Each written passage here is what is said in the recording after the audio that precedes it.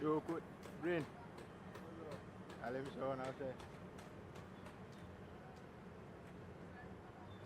Constituencies, good people of Ghana, ladies and gentlemen.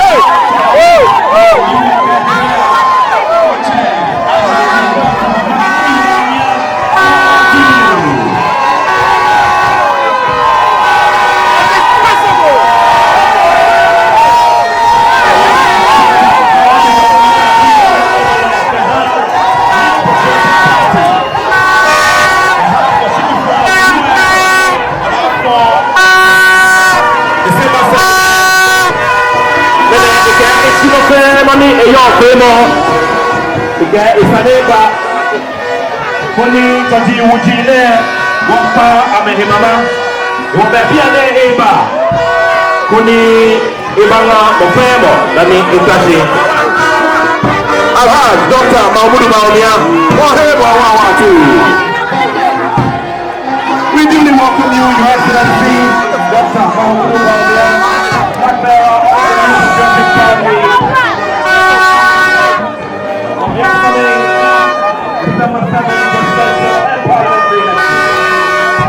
Dr. Bawumia, you're welcome. And that's our constituency says you're welcome. The people of the West Country are welcome. And the people of Ghana say you're welcome.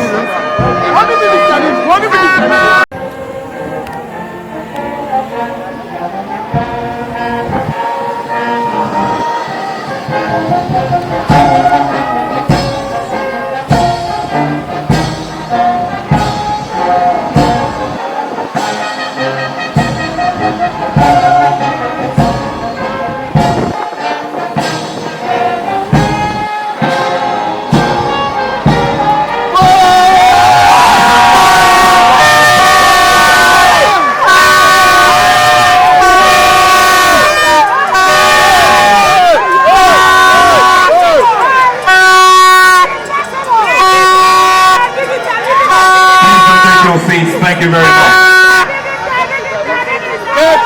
Deputy Minister for Transport and MP for Bushegu, Honorable Hassan Tampuli, our High Commissioner to Canada, His Excellency Soa, who is here, very Soa.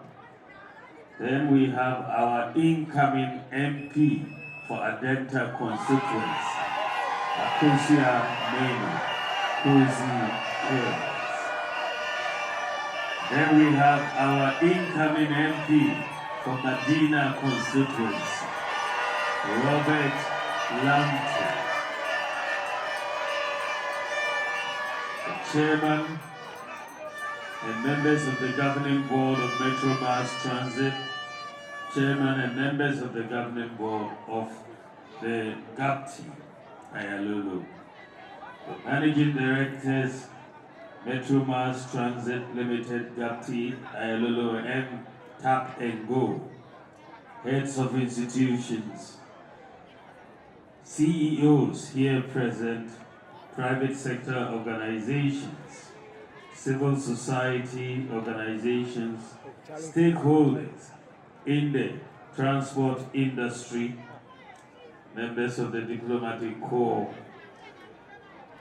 the clergy and imams, the media, distinguished invited guests, ladies and gentlemen. I am so elated to stand before you to commission the first batch of electric buses for Metro Mass Transit Limited to augment its operations and to usher in a new era of innovation in the delivery of public transport services. As the Minister said, the move towards electric vehicles is not only aimed at Metro Mass Transit Limited, but the whole public transport sector. When I first suggested the idea of moving public transport in Ghana to electric vehicles, many thought that it was not possible. They said it was an election promise that will not be fulfilled. And unfortunately, this is the mindset of impossibility. And it was at play in this situation as it has been at play for the last 8 years that we have been in government. As a government, we are thinking transformation. We are thinking making things possible that have not been here. But a lot of people are always, expressing the mindset of impossibilities. Remember when we tried to do the Ghana card, to implement it after 8 years of failure to do so by the previous government. Many people wondered if we could do so, but we have made it possible. And other countries are now coming to learn from Ghana to issue the national ID cards in their countries. When we said you could use the Ghana card to travel from outside Ghana into Ghana, people thought it was not possible. In fact, a lot of time was spent discussing. We have made it possible, and they are quiet. And in fact, from maybe sometime next week, people traveling into Ghana with their Ghana card will be met with e-gates at the Kotoka International Airport, and they will not need to go through immigration because they can use their Ghana card to enter Ghana. When we said we will bring mobile money interoperability, many people scoffed at the idea because no country in Africa had done so. But we have done so. And today, Ghana is the only country in the whole of Africa that has complete domestic payments interoperability. The only country. When we said we were bringing drones to help deliver medicines and vaccines, they said it was not possible. They even said we were coming to take pictures of women in their bathrooms. But we have made it possible. And Ghana today is the whole world's leading medical drone delivery service in the whole world. Even when we talked about free SHS, they said it was not possible. And we made it possible. When we talked about Agenda 111, they said we couldn't do it. But we have shown that we can do it, and we are doing it. They scoffed at the idea of hostels for Kayayi. They said it was not going to be possible. We've made it possible. We said we will replace premixed fuel for fishermen with solar outboard motors. When I said it, they thought it was not possible. They laughed at the idea. We have made it possible. When we said we will bring credit scoring into Ghana for the first time in our history, many doubted it and said we were not going to be able to do it. But we have done it. I'm saying all these because of the mindset of impossibility. We are going to transform this country, and we need a possibilities mindset. So I was not surprised when the naysayers once again rose up to poo-poo the idea of electric vehicles for public transportation in Ghana. Rather than discouraging me because of all the previous naysaying they had done, I was rather encouraged and determined to follow through and see to the implementation of electric vehicles for public transport in Ghana. I had no doubt in my mind that this was possible. If other countries can deploy electric buses for public transportation, why not Ghana? The transport sector, as you all know, is a major contributory factor to the growth of our economy, and most importantly, a necessary precondition for the guaranteed success of education, jobs, markets, healthcare, among others. In pursuit of this, agencies such as Metro Mass Transit Limited, Ayalolo STC, and so on have existed to implement government policy to make transport services accessible and affordable to all. These companies provide services to very remote areas of Ghana where some traditional operators will not go and charge fares about 30% lower than the market rate.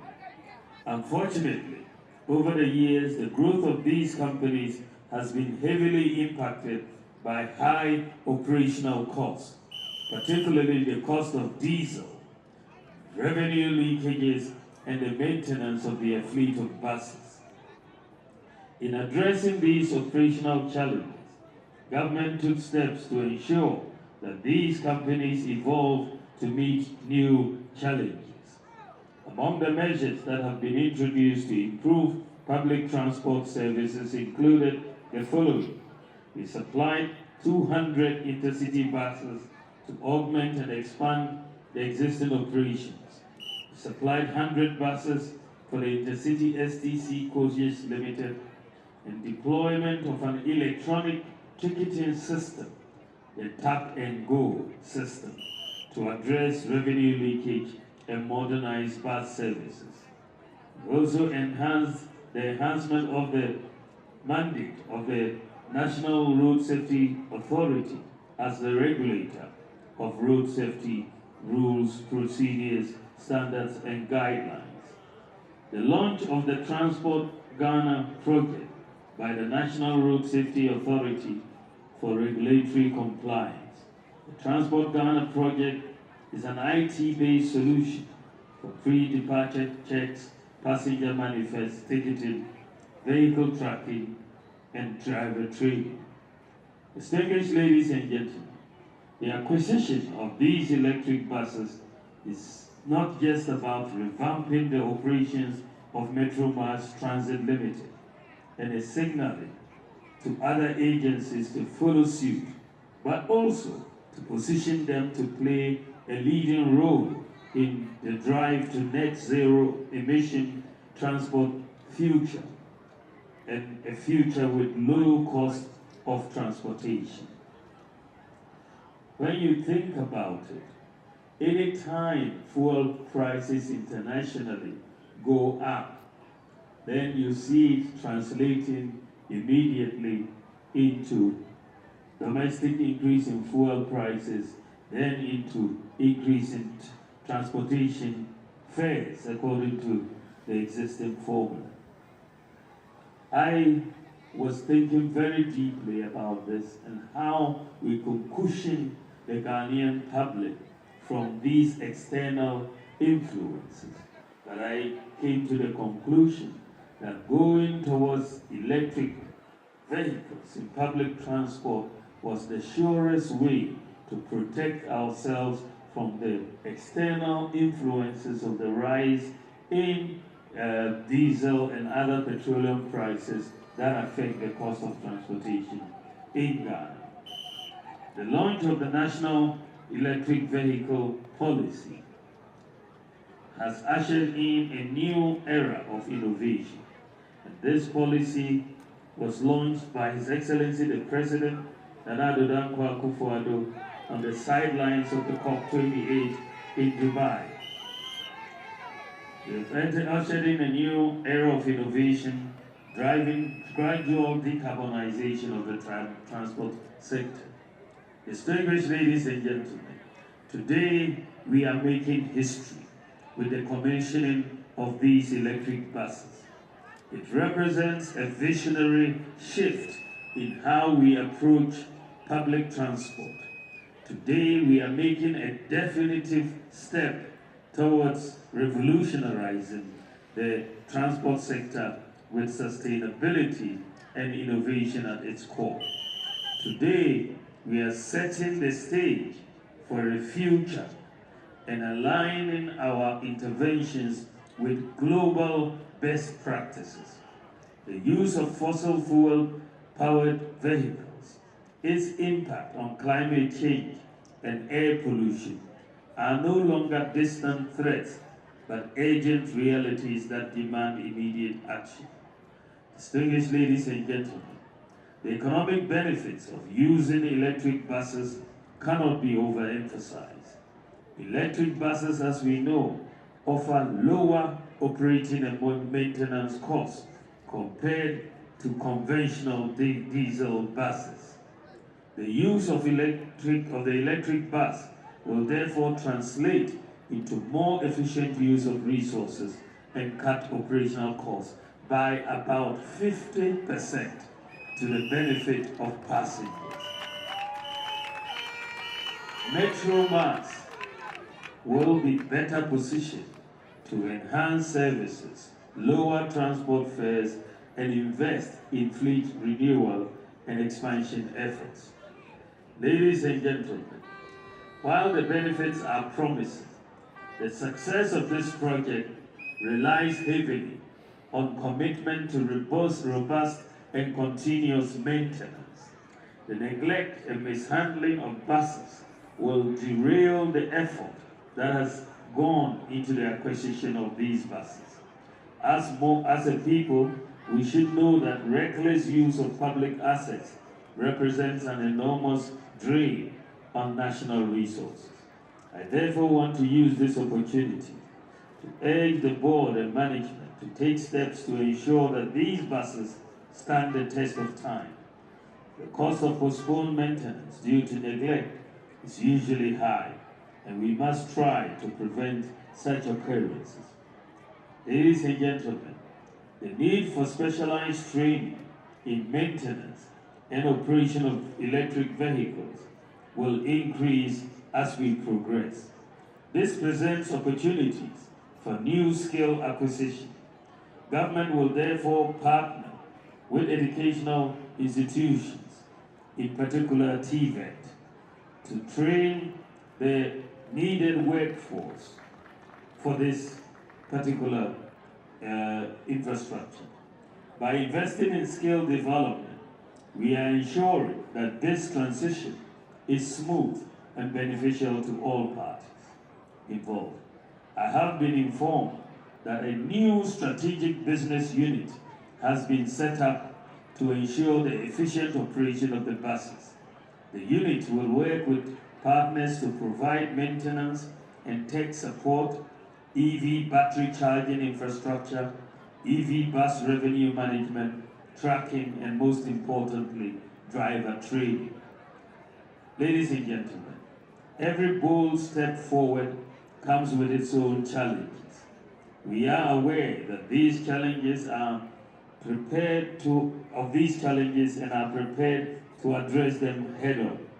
I have the assurance of the board and management of Metro Mass Transit Limited that these electric buses will be put to good use, starting this year with a pilot on 2 major routes in the national capital, Adenta to Accra and Ashaiman to Accra. So we will be piloting these 2 major routes, Adenta to Accra and Ashaiman to Accra. And after the pilot, we will expand to the rest of the region and the country. It is no longer a secret that we urgently need to improve the quality of our public transport services. Starting with the public transport operators such as GPRTU and the Trotro subsector, I will work closely with GAPTI to embark on a fleet renewal program through the deployment of e-vehicles. We will help DPRTU and other transport operators to acquire and facilitate the acquisition of these electric vehicles, these buses that will encourage their business. This will be achieved through an improved public regulatory system, enabling the government to acquire the necessary regulatory data and support a fleet renewal credit scheme. Now, the Ministry of Transport is undertaking nationwide dissemination of the National Electronic Vehicle Policy to create the needed awareness and build support for its implementation. The primary reason our local taxi vehicles and trotros are often old vehicles is the difficulty in repaying loans for new, expensive vehicles when used for operations. A good way to resolve this issue is to leverage the tap-and-go system. The tap-and-go system will help local drivers conduct their transactions digitally, building their credit to obtain new vehicles on favorable credit terms. This is why it is crucial for us to intensify our digitalization efforts, providing lending comfort to all potential investors through our digitalized operations. Distinguished ladies and gentlemen, while today's event is cause for celebration, it is also a reminder that our journey is far from over.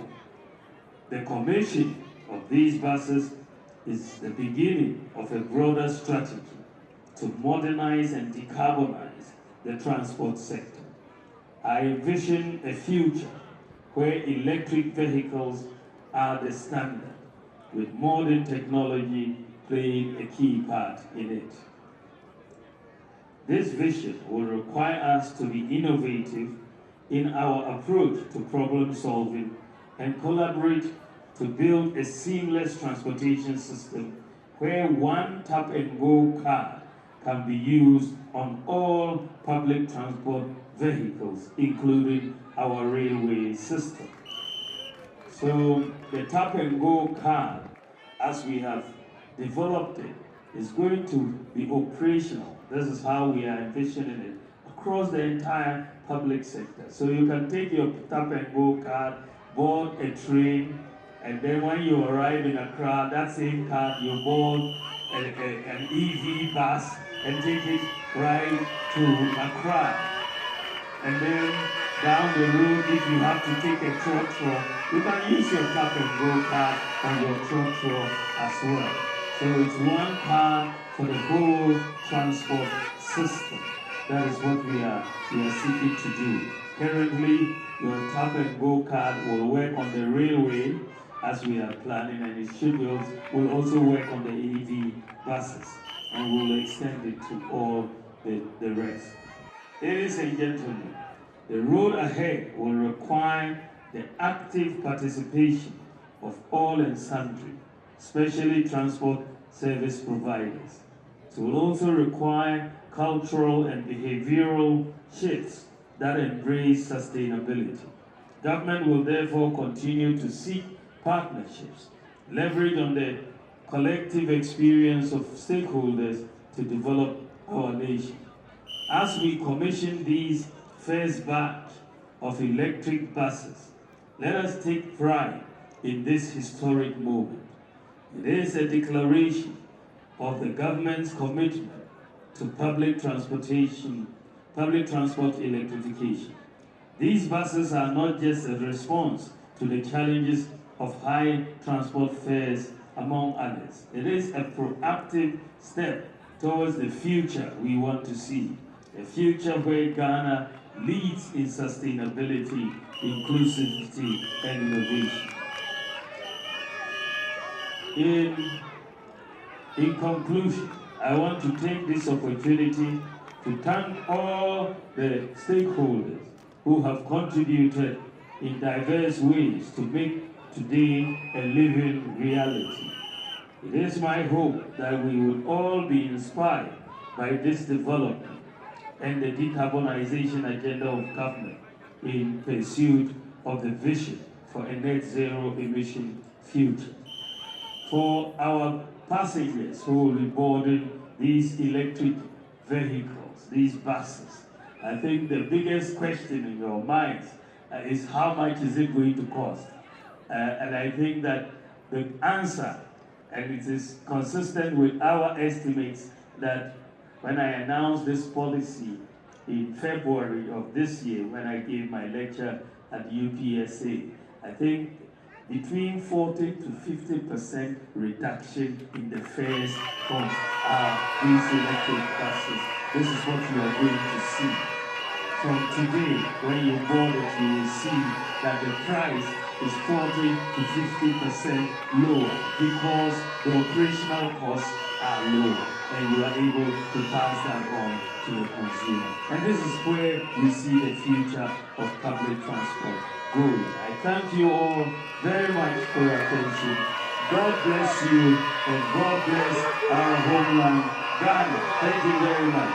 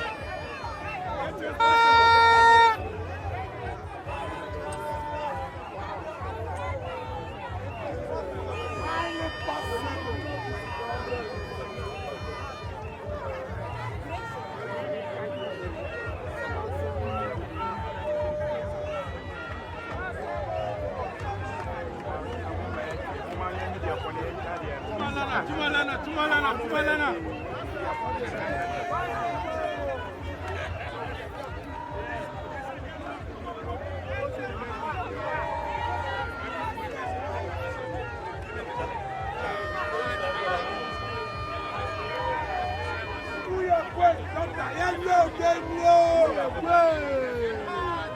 one.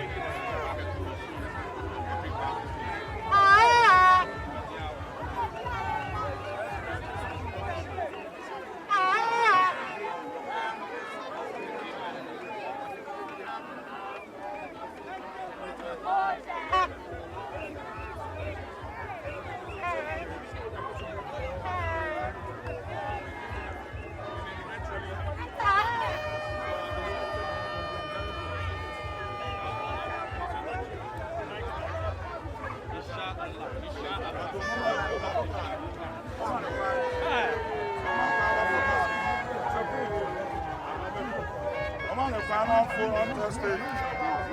Tested.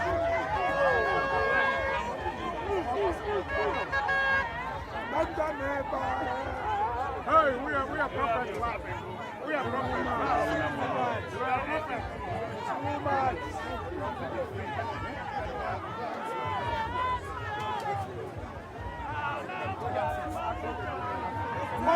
Possible. Robert here, Bawumia. Oku from here, Bawumia.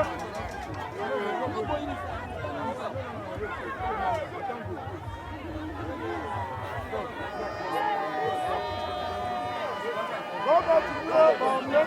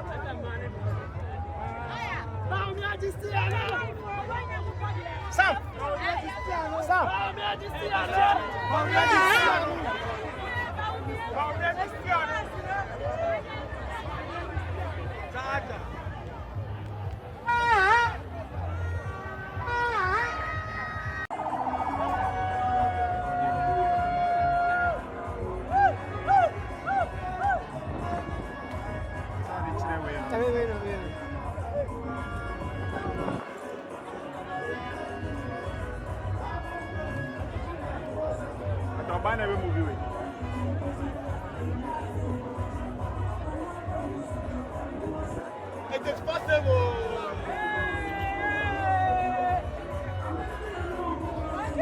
It is possible. It is possible. Now who you go?